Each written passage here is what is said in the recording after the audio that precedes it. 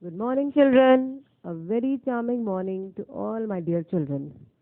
Hope you all are doing well and studying well also at home because now your study has started. In the previous video, we have completed our chapter number 2, and today we are going to start about chapter number 4, which is the cricket match. I think you all are excited to hear the story after hearing the name of the chapter. Is it so? I think so. So, children, everybody loves this sport, and especially boys. They are keen to play cricket. And I think you all are missing your cricket friends, your playground, your bat, and your ball. In this chapter, we will learn the basics regarding the game of cricket. And not really, but you will virtually feel yourself doing all the things. And you will have fun and you will learn something in the chapter. So, before starting the chapter, we should know something about the author. The story is written by Richard Roopnarayan. Richard Roopnarayan was born in Guyana in 1956 and currently resides in Toronto, Canada. He is an accountant by profession. He enjoys writing short stories based on the lives of the Guyanese people. He has also authorized several books on religious issues. One short story we have in our syllabus, that is the cricket match. Now, children, hope you have come to know what we are going to read in this chapter, the cricket match. Before we start, see the lines, and again I'm telling you that you have to look into your books and concentrate on where I'm reading. See this? If you win a cricket match, would you run towards your teammates to celebrate the victory or run away from the field to protect yourself? I think if we win some match, we run to our teammates to celebrate our victory. But here the author has given a contrast. He has asked some other question that they will run to teammates or they will run away from the field to protect themselves. So, read the story in which the unfortunate boys have to run away from the field to save them after their victory. So, children, we will be reading in this chapter that why they ran towards the outside the ground rather than celebrating their victory.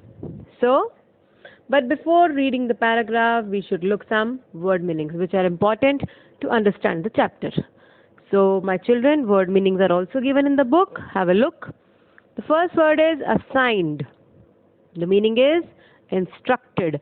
Assigned means to give some duty to someone. The second word is duck, which here means get dismissed without scoring any runs. Means you got out without scoring a single run. The third word is terrorize. Means to threaten, to give fear to someone, to threaten them in any of the way. Next word is losing streak, means when you are losing something in series that continuously you were losing something. Next word is mouthiest. It means one who talks very rudely and loudly. Next one is hands down, means very easily. And the last word is slowpoke. It is a person who moves or acts very slowly. Again, coming to our paragraph, now you have to read along with me, but silently. Put your fingers and concentrate. When we were young, and by young I mean anywhere between 8 and 12 years old, we looked forward to Sundays because we played a cricket match after lunch. I think you so do. We people look for Sundays now to play something or to play cricket match. The same is here with the author. What he is saying, when we were young, the narrator along with his few friends, when they were young, it means they were between 8 to 11 years of age. They used to look forward, they used to wait when the Sundays will come and when they will play a cricket match after lunch. On a particular Sunday, the mind was filled with questions. But on a particular Sunday, the narrator's mind was filled with few questions. What kind of questions they were? See the very first. Would I be picked for the team? He was thinking, would I be picked? Would I be playing in the team today? If so, means if I will be playing, where would I be asked to field? And at what number would I be assigned to bat?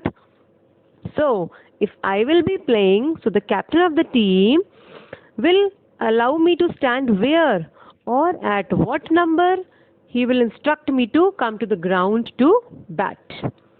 More importantly, would I get out on duck or would I score a few important runs?